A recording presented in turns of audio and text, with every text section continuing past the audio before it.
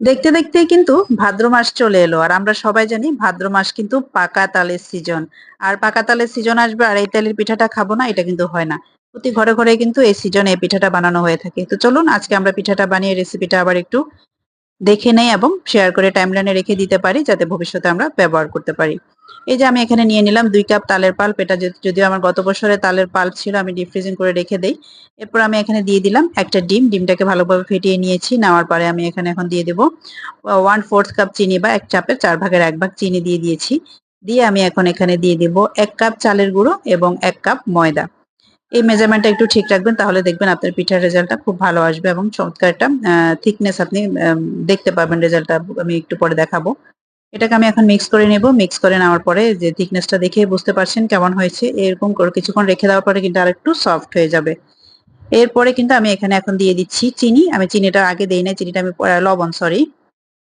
লবণটা দেওয়ার পরে আমি এখানে দিয়ে দিলাম বেকিং পাউডার। এখানে 1/2 চা চামচ বেকিং পাউডার দিয়ে আমি এখানে হাফ অ্যান আওয়ার মতো রেখে দিয়েছি বা 30 মিনিটের মতো রেখে দিয়েছিলাম। রেখে আমি এখন আমাদের মা চাচিরা আগে যেভাবে বানাতেন একটু লম্বা লম্বা করে আমি চেষ্টা করছিলাম ওভাবে বানাতে। আপনারা আপনাদের সুবিধা মতো শেপে যে যেভাবে চান ওভাবে বানিয়ে নিতে পারেন। পিঠাগুলো এভাবে বানিয়ে ভেজে নিবেন। আমি আরো একভাবে দেখাবো আপনাদেরকে কিভাবে আমি বানাচ্ছি। এভাবে করার পরে কিন্তু দেখতে পাচ্ছেন আমি লম্বা লম্বা করে দিচ্ছি। আমি সর্বোচ্চ চেষ্টা করছি, যদিও আমার হচ্ছে না। এভাবে কিন্তু আমার আম্মা অনেক সুন্দর করে বানাতেন। আমাদের দেখতে অনেক ভালো লাগতো।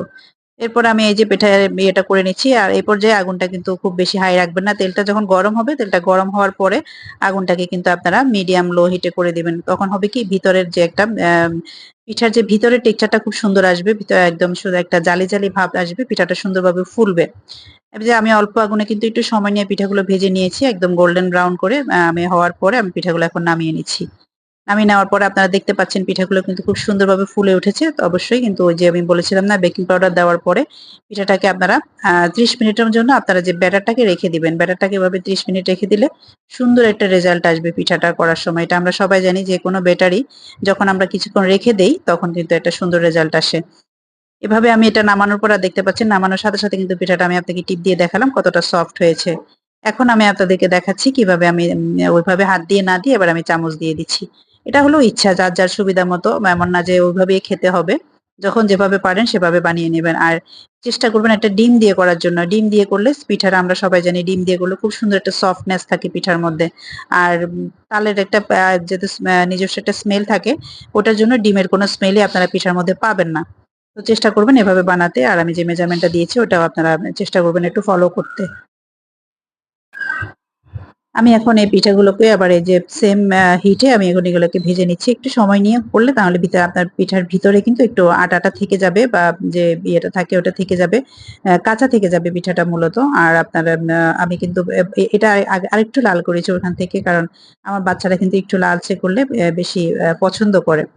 তো আমি এখন এগুলোকে ভেজে নিয়েছি। এরপরে কিন্তু আমি আমার জন্য আবার একদম ছোট, ছোট পিচি, পিচি সাইজ করে একদম লাস্টের যে ইয়েটা ছিল, ব্যাটারটা ছিল ওটা দিয়ে ছোট, ছোট পিচি, পিচি সাইজের আমি করে নিয়েছিলাম। করার পরে আমি রেখে ওগুলো আপনারা রেখেও দিতে পারেন। এরপর আপনার ওভেন বা যেকোনো ফ্রাই প্যানে ঢাকনা দিয়ে একদম লো হিটে রেখে দিবেন। রেখে দিয়ে যদি পরের দিনের জন্য থেকে যায়, খাবেন দেখবেন আরো অনেক মজা লাগবে। এই যে আমার পিঠাগুলো কিন্তু তৈরি হয়ে গিয়েছে। আর এগুলো ছিল আমার লাস্টে বানানো ছোট, ছোট পিঠা। আমি এরকম করে আমার জন্য বানাই মাঝে মধ্যে। ভালো লাগলে অবশ্যই ভিডিওটি শেয়ার করে অন্যদের দেখার সুযোগ করে দিবেন। ধন্যবাদ সবাইকে। আসসালামু আলাইকুম।